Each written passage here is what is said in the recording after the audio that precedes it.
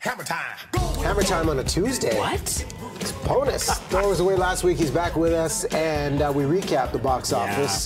Blade Runner 2049, then My Little Pony, but 35 years later, we get a sequel to a cult favorite. You need to get out and see this movie, and I know it's a premium, and it's a little hard to get to sometimes, but you gotta find an IMAX screen to see Blade Runner 2049, the cinematic event of the year. I'll just set it up briefly. I don't want to give anything away about the story in terms of too many details, but Ryan Gosling plays an LAPD Blade Runner, essentially the same job that Harrison Ford did in the original, and he has to track down Rick Deckard, Ford's original character.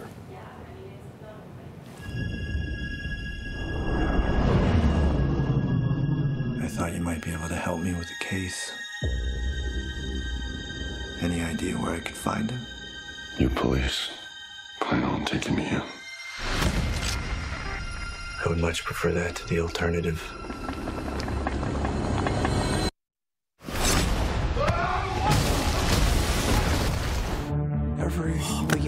Well, it's got the dark, gritty feel. Director Denis Villeneuve behind this one. Compare the storytelling and narrative arc of Villeneuve versus Ridley Scott back 35 years ago. I had the advantage of watching the original Blade Runner hours before I saw this on Saturday, and the first one is a noirish science fiction movie with a detective story as its sort of backdrop. This expands that world that was originally laid down and gives it a lot more in terms of theme, characterization, examination of artificial intelligence, what it is to be human, all of those kind of big science fiction ideas, so it expands the story. It's a rare case where it takes the original movie and not necessarily makes it better, but it certainly enhances the overall experience. And you mentioned Denis Villeneuve, who gave us Sicario, Prisoners, Arrival.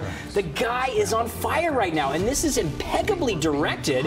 Plus, it's got the Hans Zimmer score, which is exceptional and really is a nice nod to the Vangelis score of the first one. And Roger Deakins, the cinematographer, he's been nominated for an Oscar 13 times. If he doesn't win for this movie, it's a travesty, because this is the most gorgeous film visually and aesthetically you will see all year. And the production design, they were able to copy exactly how the look of the first one played out, but also sort of improve it and take it that one step further because it's set decades later. I was astounded. I wept in the first frame and the last frame. So that's like the true power of cinema right there. And tears as well. Oh, yeah. Quick comment. Opening weekend box office, $31.5 million. This thing cost, what, $150 million to make? Yeah. Is this a bust, or is this just this franchise has a small audience? Well, the Blade Runner legacy, I mean, it started with a rocky box office opening with the first one in 1982. That one wasn't even critically embraced. This one has much better reviews.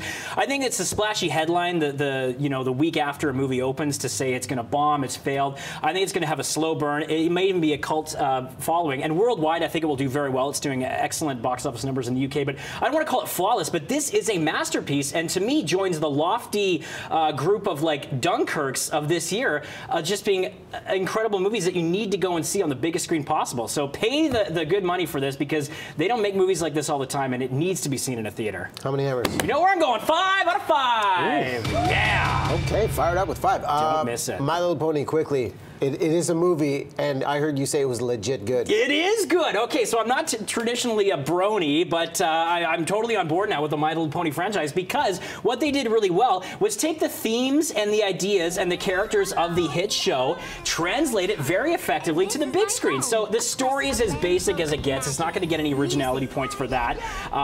Basically, Equestria, where the ponies live, their kingdom is under threat by the Storm King, and the main 6, they're called, the 6 main ponies, have to band together to help save their homeland. But it's bright, it's colorful, it's beautiful, it's funny. It's got a lot of vibrant vocal talent in it, including Emily Blunt, Liev Schreiber.